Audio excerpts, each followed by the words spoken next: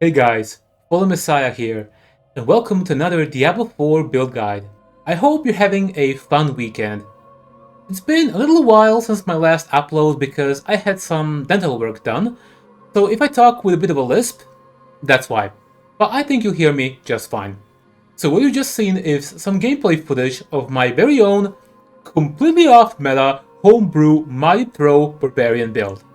This build is a spiritual successor to a similar build I made during the PTR, but in the meantime, I have improved it drastically. I spent the better part of the past 2 weeks theory crafting, playing around, gearing up, and the end result is what you've seen. I can one-shot Belial on Torment 4, and I also just cleared pit level 95. Once I upload that run to helltides.com, it should be around rank 74 or Barbarian pit clears. Not bad, right? And there's still some room for improvement as well. So, how does it play? And what's it all about? In my PTR video, we were playing around Bonebreaker Paragon node, synergizing it with a new item called Bane of Azure Den, to only attack once every 12 seconds, but doing massive damage when we do. The core of the build remains the same. We set up other buffs to explode for massive amounts of damage, but with some key differences. First of all, we no longer use Bonebreaker, but instead rely on Bash for our overpowers. Secondly, we can now attack more often. That's right. Thanks to one interaction that I discovered all the way back during the PTR, which is probably not intended, we can actually reduce the cooldown of Mighty Pro while still using the new aspect of delayed extinction that, in theory, caps that cooldown to 12 seconds. In other words, we could have our cake and eat it too. But this isn't as broken as you might think at first. Our new way to attack more often is only really useful in Torment 4 and in lower pits. For pits 85 plus, we still only really do damage when a gloves proc. So, when pit pushing, we're still setting everything up for that one giant blast. Sounds fun? Then sit back and relax as I guide you through everything you need to know. But before I do, everything from theory crafting to gearing up and editing, these videos take a long time to make. So if this seems fun to you and you like this kind of content, give the video a like and sub to the channel. It really helps me a ton. Anyway, let's get straight to it. Alright guys, so there are two main variants of this build. This is the first variant, which is great in Torment 4. It allows us to use our shouts with a glyph called Imbiber, so that we can repeatedly decrease the cooldown of our Mighty Throw. For example, like so. As you can see, it's almost already up. This is great for Torment 4 activities, etc. Of course, don't get me wrong, this is far from a good farming build by any means of the word, but it is still capable in that regard with this setup. The other setup uses Hammer of the Ancients for extra multiplicative damage, but I'm gonna talk a little bit later about that in the gameplay portion of the video. So let's go through the skills first. We have Bash, Enhanced Bash, and Combat Bash. This is one of the two most important buffs in the entire build. After critically striking 4 times with Bash, our Mighty Throw is going to overpower. So this is basically the entire gameplay loop. This is what we are setting up to do. So we want to make sure that we have as much crit strike chance as possible. And we're also trying to have a lot of attack speed specifically for this purpose for our Bash to crit as soon as possible. Of course, attack speed is not relevant for Mighty Throw itself, but it is here for Bash itself. Moving on, 1 point into Pressure Point, 3 points into Warpath, 3 points into Endless Fury. Once our Fury reaches maximum, that gets spent and it activates a plethora of buffs, which I will talk about a little bit later. 3 points into Imposing Presence and Martial Vigor for more life and damage reduction. Rallying Cry, Enhanced Rallying Cry, and Strategic Rallying Cry. 3 points into Belligerence. We are damaging units with our Bash all the time, so this is just a great damage multiplier that's online all of the time. 1 point into Challenging Shout, 1 point into Enhanced Challenging Shout. Warcry, Enhanced Warcry, Power Warcry, just another damage multi. I put 2 points into Booming Voice, but you don't have to. These are points that you can kind of play around with, but they're not bad to have just to get our shouts to last a little bit longer. 3 points into Aggressive Resistance. We will be berserking all the time. So this is just a permanent damage reduction. This is really good, so make sure to put 3 points here. The rest of these points are coming from the items. 3 points into Pit Fighter, 3 points into Slaying Strike, all of our points into Mighty Throw, Enhanced, and Warriors. 1 point into Thick Skin, just so that we can put 3 points into Counter Offensive and Irrepressible. We can also put 2 points into Defensive Stance as well. 3 points Heavy Handed. This is typically one of the biggest damage multipliers for any Barbarian build, so make sure you have points here too. Ideally, you also want to have it on the Amulet, which I sadly don't have at the moment. 3 points into Brute Force and 3 points into Wallop, because we're using bludgeoning weapons all the time.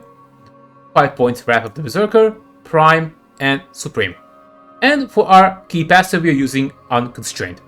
Now let's talk about items. For a helm, we are going with the Ugly Bastard Helm. While Berserking, this basically just straight up doubles our damage. You also want to make sure you have GA on Wrath of the Berserker cooldown reduction if possible. Other stats here are not as important. Of course, make sure to have as high of an affix as possible, so I got it up to 99%, which is great. The best slot is Shroud of False Death. This build uses 2 mythics, but they're not crucial, you can go without them. I will talk a little bit about that after I finish with the rest of these items. So Shroud of False Death is just the best item in slot. This is the best item in the game. +1 to all passives is crazy strong. So try to masterwork all stats as much as you can. Max Life is another great affix to have as well. This is the new item called Bane of Ashad Den. This is basically what enables the entire build. Every 12 seconds, our Mighty Throw detonates for insane damage. On Torment 4, you will do a lot of damage regardless, but in 85 plus tier pits, this is basically when we do damage. This is where we set everything up for that one giant explosion. We want to make sure all our buffs are active, so once this procs, which is this little icon right here, it also has a visual effect. You can see me on fire right here. This means that the buff is online and my next Mighty Throw deals up to 600% multiplicative damage. So this is basically where the build really shines. For GAs, you want cooldown reduction and you want Mighty Throw.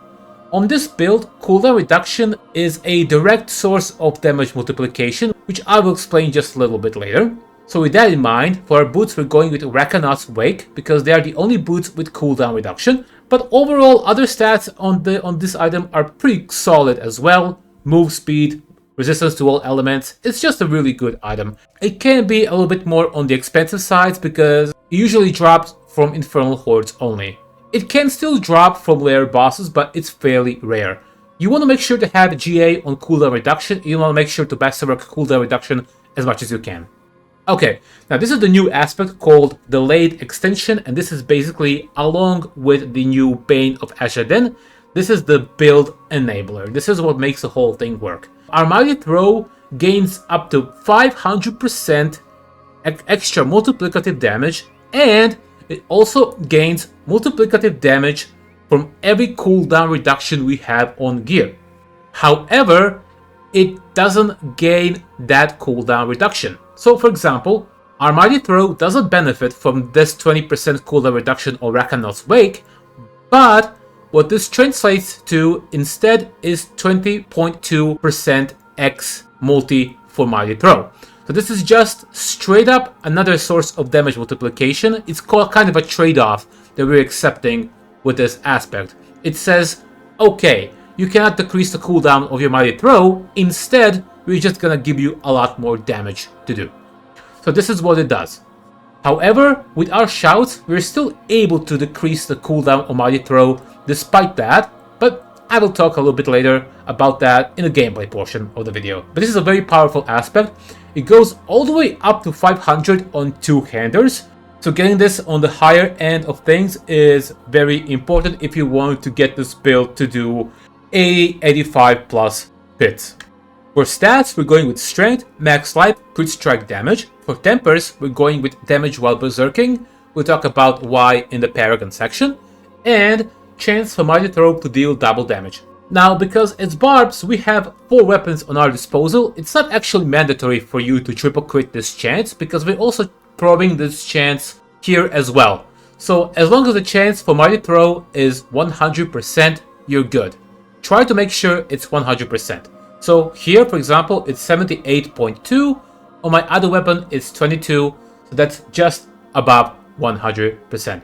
Because we're only attacking once every couple of seconds, we want to make sure that our every attack benefits from this straight up double damage multiplier. Our two one-handed weapons are maces, but they can also be swords. It's not super important. Try to get strength, max life, and crit strike damage on both. Try to masterwork strength if you can. For the first one, I went with rapid because it's very important for your bash to crit as much and as fast as possible. Because every time it crits, after 4 crits, our next weapon mastery, which is Mighty Throw, overpowers. So it's actually crucial for our bash to hit as often as possible, which is why I have rapid here. But on my guide, for the pit push version, I actually put vehement for extra damage. So play around with this aspect however you choose. For the other one, we're going with Herculean Spectacle. This is just another source of damage multiplication for Mighty Throw. It also hurls another 2 weapons. This increases the area of effect of Mighty Throw substantially. For the second weapon, Tempers are also damage while berserking and chance for Mighty Throw to deal double damage, so again make sure we have 100% between these 2 weapons. For the third weapon, we're going with Belligerence. You could actually put that passive on a Temper, and it's just another source of damage multiplication because we're attacking with our bash all the time, so this is a really nice thing to have. And the other Temper is crit strike damage. And the final weapon is going to be the Grandfather. You can go with a legendary weapon. If you go with a legendary weapon, then you're going to use this aspect, Herculean Spectacle, on your two-hander slash weapon. And then you're going to do something else on this slot. But ideally, the Grandfather is best in slot because it doubles our crit strike damage, which is just very powerful. And also other stats on this weapon are heightened, so we get a lot of all stats, a lot of strength, a lot of life, and life equals overpower damage as well. So this is just the best in slot to have, but it is not mandatory. So you can replace it with a two-handed axe, for example, and you put Herculean Spectacle instead. Now let's talk Amulet. My Amulet is shit. It's trash. But even with this bad Amulet, I still managed to clear Pit 95. So when I said in the introduction there's still room for improvement, this is where the improvement comes from. So the ideal Amulet is Strength, Heavy-Handed, and Cooldown Reduction. All of these are just straight damage multipliers on this build, but also our cooldown reduction does work on other skills. So our Shouts and our Wrath of the Berserker do benefit from cooldown reduction, and they also give more damage to Mighty Throw. So this is just... So ideal, instead of crit strike chance, we would have Heavy-Handed. This is just a great source of extra damage. For our Tempers, we're going with the Wrath of the Berserker cooldown reduction and Mighty Throw pulse size, because we want to increase our area of effect. And I also just realized I completely skipped over the Pants. The Pants, we're going with Might. Might is increasing our damage reduction by 20% every time we hit with Bash, and we're hitting with Bash all the time. This is a permanent 20% damage reduction. We're going with Strength, Max Life, and All Res. You can replace All Res to a specific element that you're struggling with. So you're basically trying to see which of these you're lacking. So if, for example, if you only have 10 Cold Res, you're gonna put Cold Resistance instead of All Resistance. So you always want to make sure you're armor capped, you always want to make sure that you're res capped, and you're using this slot to figure out what you're missing. And Tempers are total armor and Mighty Throw pulse size. But again, this is going to depend whether you want armor, all res, or individual res based on your own gear and your own stats. For the Amulet aspect, we're going with the Encroaching Wrath. Encroaching Wrath synergizes amazingly with our next item. Basically, after we spend 100 Fury, our next Mighty Throw is going to get up to 120x damage. So both Encroaching Wrath and Ring of Red Fury are going to give us tremendous amounts of damage once we spend 100 Fury, and our boss power is going to help us with that. I will explain that in the boss power section. Second last item is Ring of Red Fury. After we spend 100 Fury, our Mighty Throw gains up to 80% bonus crit strike damage. So this is like 15 ranks of heavy-handed. It's extremely powerful, and this is a best in slot. You really want to have this item unlocked as soon as you can. For stats, actually, attack speed, believe it or not, is the most important stat on this item because of the bash. We want to make sure we bash as fast as we can because our bash gives us the overpowers. So attack speed, try to get GA, try to masterwork it as much as you can. Other stats here are not that important. Crit strike damage is okay, but we have so many crit strike damage. Like for example, over here, I have over 6,500% crit strike damage, which gets multiplied by heavy-handed, and it also gets multiplied by this. We have a lot of crit strike damage. So attack speed is the best affix here. And the last item, we're going with the Bold Chieftain aspect. Ideal stats are strength, crit strike chance, and actually life or crit strike damage. Crit strike chance is important to have as much crit strike chance for our bash, so getting our crit strike chance as close to 100% is extremely important.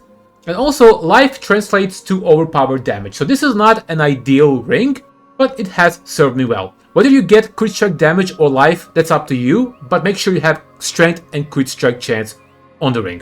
Also, our Bold Chieftain synergizes amazingly with our glyph, which allows our shouts to not only reduce the cooldown of other skills, but also reduce cooldowns of themselves.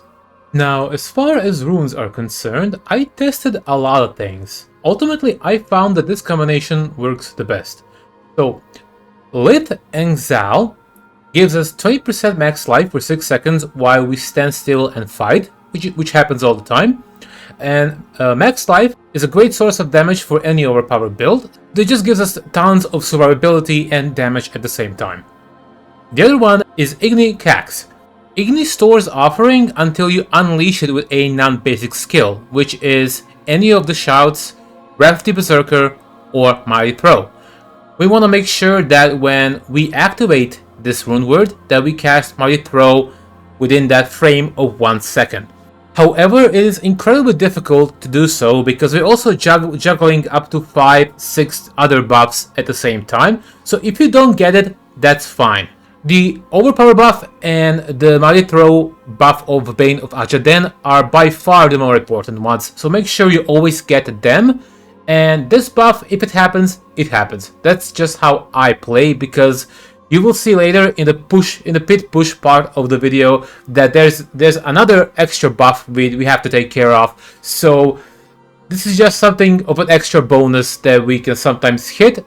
So when it does hit, we actually deal trillions. When it doesn't, we still hit up to 600-700 billion damage, which is still pretty good. In pants, we're going with rubies. In weapons, we're going with emeralds. Jewelry is here for you to fix your elemental resistances or your armor, depending on what you're lacking. For expertise, we're going with two-handed mace expertise. We deal 15x increased strike damage while berserking, and we're berserking all the time.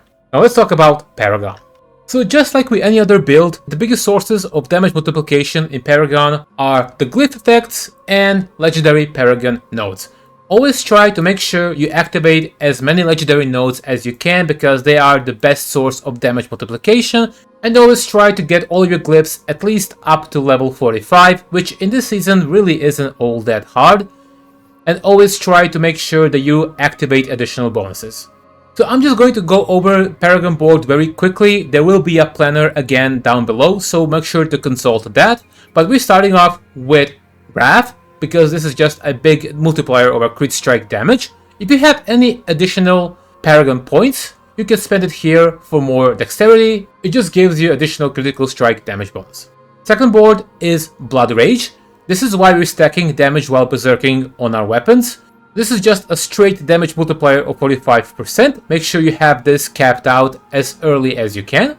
Now for a second glyph, we're going with Martial, and this is what I was talking about earlier in the beginning of the video. When I was doing a similar version of this build in the PTR, I discovered that something was messing with my rotation of every 12 seconds overpowering, and I discovered that while having Martial glyph on, it actually also increased the cooldown of Mighty Throw, even though we had delayed extension aspect on. So this is probably something that devs did not intend. And as they were releasing patch note after patch note, I was looking to see if they saw and fixed that, but they never actually did. So this actually still works all the way back from the PTR. So our shout skills decrease the cooldown of Mighty Throw, which allows us to attack once every couple of seconds as opposed to only once every 12 seconds. This is mostly useful for Torment 4 and for quote-unquote farming, for, Hell Tides and your dungeons, etc. For higher pit pushing, we're still only really doing damage once every 12 seconds. But this still works on Wrath of the Berserker. This still decreases cooldown of other skills other than Mighty Throw, so it is just a very useful glyph to have. So this is the second glyph we're going with. Third board is Decimator. Every time we're making our enemies vulnerable, we gain X damage. We're making them vulnerable all the time. We're also overpowering vulnerable enemies all the time. This is just another extra 40% multiplier. Third glyph is going to be Challenger. Challenger increases just overall damage to elites and also adds more bonus to normal nodes. So in theory, if you have any extra points to spare, you can put more strength points because this glyph increases the strength that you have in this area. So for example, instead of 5 strength, I have 8 here, and it goes up to 10 on 100 level of the glyph. Board number 4 is Weapons Master. We deal 30% increased damage to injured and healthy enemies, so these are most enemies. This is just another 30% extra multiplier.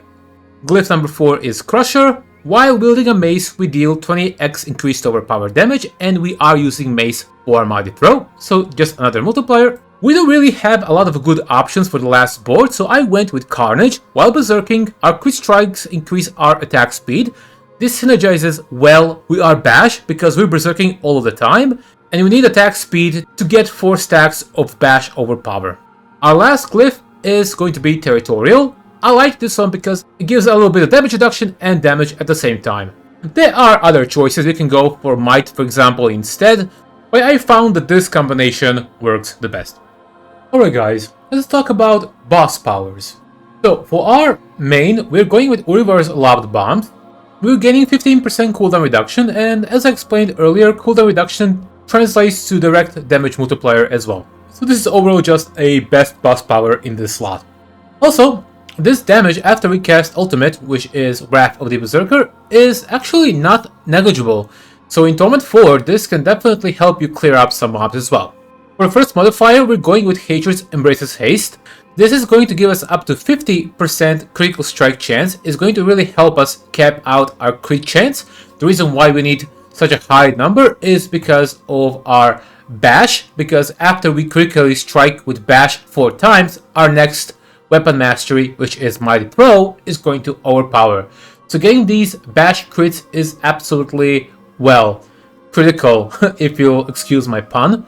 This is going to be our best modifier boss power, and good thing about it is that because it's a magic power, you can get it from the incursion events very quickly during the leveling process as well.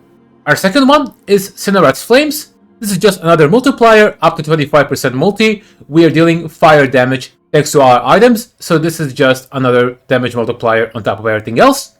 And finally, we're going with Harbingers of Hatred's Valley. Now, this power is an important part of our gameplay. Whenever we are at max resource, we spend all of it and we make enemies around us vulnerable. This vulnerable radius is huge. So what this does for us is actually 3 things. This boss power is very important. First of all, when we spend all of our maximum resource, we activate Encroaching Wrath. We also activate Ring of Red Fury buff. So this is how we spend 100 Fury, and this actually happens super fast. As you can see, this Fury is spent super fast, and this Red Fury buff is basically on all the time. So not only does it help spend our resource, it also gives us 30x vulnerable damage, and it also makes enemies vulnerable as well. This is the way how we're actually making enemies vulnerable in the first place. Okay, so now that we covered all the boss powers, paragons, items, and skills, let's talk about the actual gameplay. Now, as I mentioned, there are 2 gameplay variants. The first one is going to be great for Torment 4, for farming, for any other supplementary content in the game. And the gameplay is actually quite simple. We're just bashing, and as we're bashing, we're applying vulnerable, we're spending resource, and we're minding our buff over here. Now the thing about bash is that there is actually 2 bash buffs. The first one that you see here, the number next to the bash, is completely irrelevant. This only means that our next bash will clobber and stun enemies. This doesn't matter. Like, nobody in the history of Diablo 4 ever gave a shit about this number. The problem is that, as I will demonstrate later, this very important bash counter over here is actually what we care about, and it can actually get buried on top of all the other buffs you have active at any given time, which is a problem because you really want to see this number. After this says 4, our next cast of Body Throw is going to overpower. That's why this is so important. So this number here, not relevant. This number here is what we're actually looking for. So, we are just casting Bash. This activates so many buffs for us. This activates the Red Furor. This activates Encroaching Wrath. This activates Belligerence. And then after 4 stacks, we are casting Mighty Throw. However, we also have Wrath of the Berserker, so we want to have this on all the time as well. When we activate Wrath of the Berserker, we gain Berserking, and also every time we cast Bash, we replenish our Berserking. So ideally, we should have Berserking on all the time. Berserking gives us a ton of extra damage and also damage resistance as well, so it's important that we have this on all the time. And we only gain benefits from the Ugly Bastard Helm when we actually Berserk. Thankfully, this is very easy to have an uptime on because, as you can see, I have a cooldown of just 12 seconds of Wrath of the Berserker, and with the Martial Rune, as I'm using my shouts, you can see that I have the 100% uptime of Wrath of the Berserker. So the gameplay loop is very simple. Just cast Wrath of the Berserker, hit Bash 4 times to get the crit, and use Mighty Throw. And you also use shouts in the meanwhile to keep refreshing the duration of everything else. And that's pretty much it. Now on Torment 4, you don't even necessarily need this overpower buff. You can basically just cast Mighty Throw off cooldown. It will crit, it will not overpower, and you know what? That's fine. So when it comes to the Torment 4, unless you're doing Belial kills, where you kind of have to be deliberate about when you cast Mighty Throw, if you're just doing the content like Hail Tides or etc., you can cast Mighty Throw when it's overpowering, but also even if you don't, you will still kill most of the opponents. Now the other part of the gameplay loop is this buff, Mighty Throw Overpower. This is given to us thanks to the Bane of Ajit Den. So being mindful of these 2 buffs is the most important thing in this entire build. When you have this buff active, you have this icon, and you also have this kind of like a visual glow, kind of like fire, where you know that your next Mighty Throw is going to be empowered and deal 600% extra damage. We want to make sure that we have both of these buffs on at the same time. But also we want to make sure that we're berserking, because if you're not berserking, we're not doing 100% extra fire damage. So I would cast Wrath of the Berserker, and then I cast Mighty Throw, and bam! Billions and billions of damage. And that's basically it for Torment 4. You go to a pack of monsters, you immediately make them vulnerable. You can see this is a very huge area. Like, I can hit this monster, and this one is also vulnerable. It's really a very big area. So just making sure you get a couple hits in, you get number 4 here, you spend some resource, and then you cast Mighty Throw. Of course, you want to make sure that you're berserking as well. So as I'm berserking, I'm also casting Shout. It decreases cooldown of everything. And if I cast Mighty Throw now, look, I just got 1.6 trillion damage because I synergized my buffs. But again, for Torment 4, honestly, just make sure the first buff, Overpower buff, is here. Anything else, things are still going to die. Now, let's talk about the second build variant. In the written guide for the second build variant, I actually put the describer as Brain Rotten because it's so fucking stupid, but it works. I promise you it does work, but you only need this if you're pushing Pit 85+. So, what are we doing? So we're taking off Rallying Cry and we put in Hammer of the Ashes instead, Enhanced and Violent. So after overpowering with Hammer of the Ancients, we deal 40% more damage for 5 seconds. That's a powerful multiplier. Now, how do we apply this to this build? Like I said, it's really stupid, but it works. So what we want to do is, we're still bashing, we're still minding all of the buffs. When we're pit pushing, we're only really doing damage when Bane of Ajaden is activated. So we're trying to save our Mighty Throw to really do cast it once every 12 seconds. Even though shouts do reduce duration, we're playing around this buff. So what I'm going to do is I'm activating all of the buffs with my bash. Now I'm going to hit my Hammer of the Ancients. I want to get this buff, and while this buff is active within these 5 seconds, I want to overpower again, and then I want to cast Mighty Throw. Let me show you how this works in practice. So this is active, and this is active. Now I'm going to press Hammer of the Ancients, and then I'm going to make sure that I get the bash overpower again.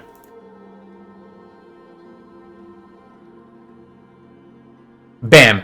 1.5 trillion. It is very stupid. This adds another buff that you have to activate within 5 seconds, and you have to get the overpower within those 5 seconds, and you have to cast Mighty Throw. It's stupid, but it does work, and that's how I managed to clear Pit 95 with a pretty suboptimal gear, because I'm missing a lot of damage here. I don't have heavy-handed, I don't have extra 12% on this aspect, and I don't have extra 50x on this item as well. So with further optimization, I believe that I absolutely can clear Pit 100. Anyway, that's been the build.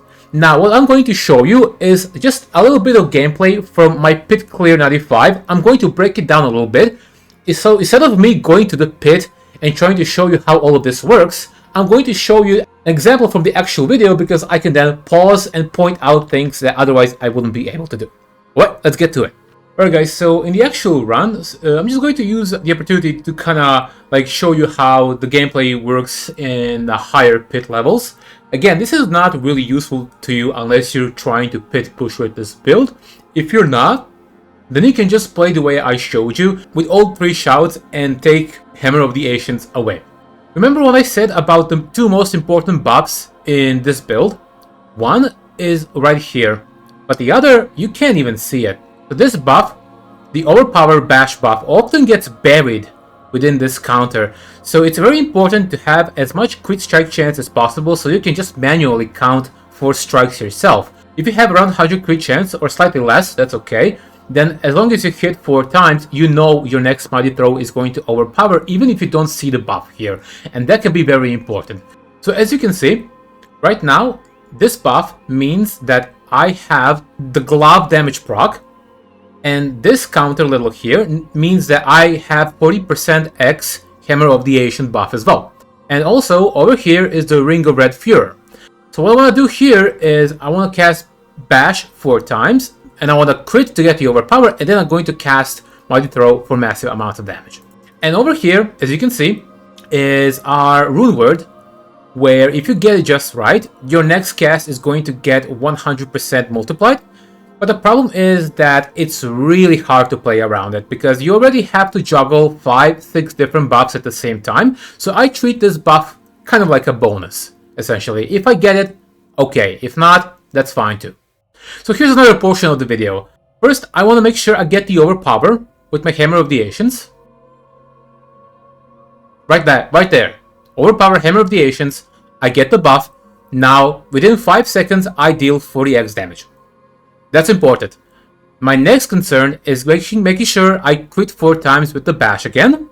Even though I cannot see the goddamn buff, I have to count it. And then I'm gonna cast Mighty Throw. Bam. 1.8 trillion damage. That's insane. So, there it is. That's the gameplay. I know it's not probably the most fun or most intuitive. This is how high-level pit pushing works on this build. Again, you don't really have to do this if you're only going to go Torment 4. If you're going to do Belial killing like I showed you in the beginning in the footage, you don't need Hammer of the Ancients at all for that. So, don't worry about that. But anyway, guys, that's been the build. And before I finish with the video, just to kind of a quick tip how to navigate between my different builds. So the one you're going to see linked below the video is this one. This is the Torment 4 version. Here is the Brain Rot version for pit push that uses Hammer of the Ancients instead. And this, as it says, is something that we used on the PTR that's no longer current or update, but it's still here in case you want to see how that worked from that video. So just so you to know how to navigate my builds when you see them. And of course, make sure you always get to the notes section to see any additional tips I have for you.